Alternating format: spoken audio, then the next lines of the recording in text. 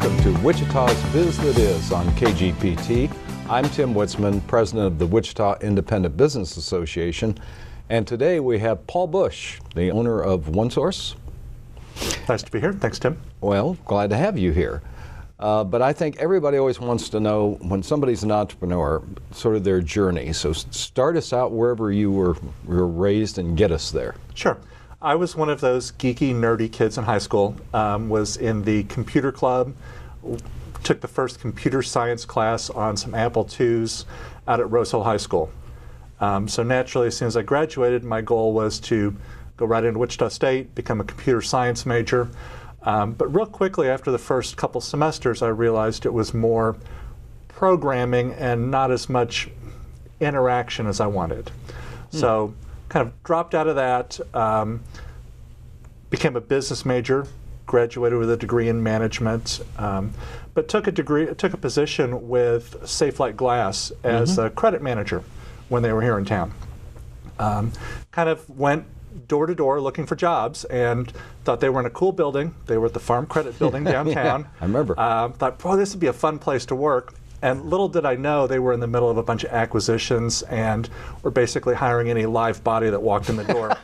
But that led me into a career in credit and collections, which wound me up at a forest products distributor, selling to local lumberyards and people like that. I was the first credit manager they hired, the first accountant they hired, so they figured that they needed a computer for this accountant.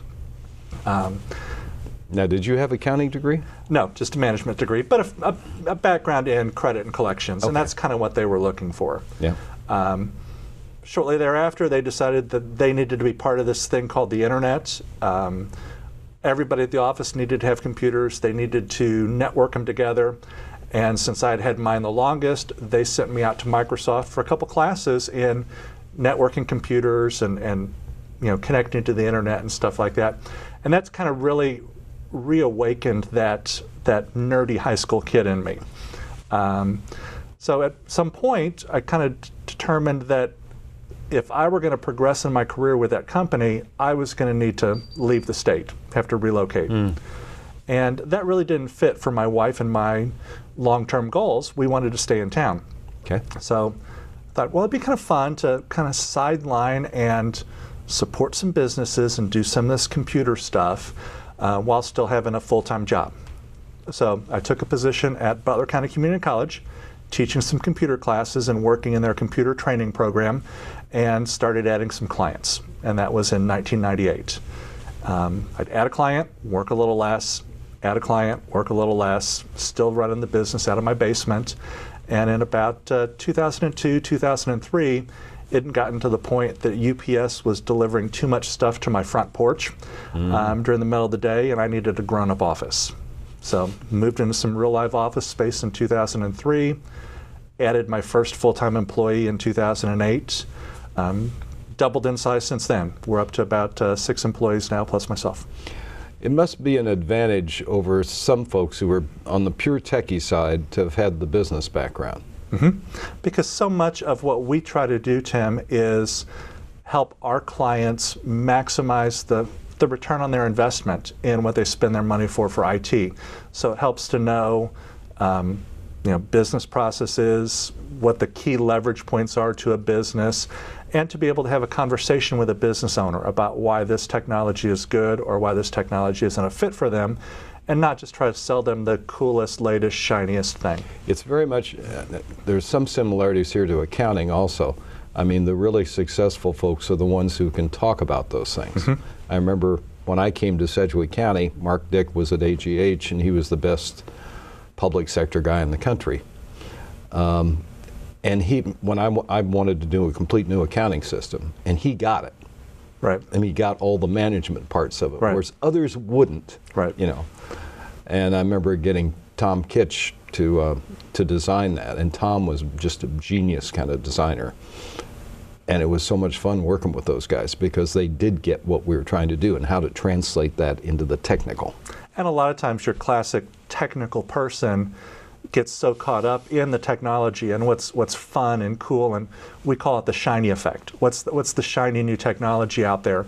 and they want to implement that when it's not necessarily the right fit for the business. One of the things that we talk about a lot at the office is just because you can doesn't mean you should. Amen.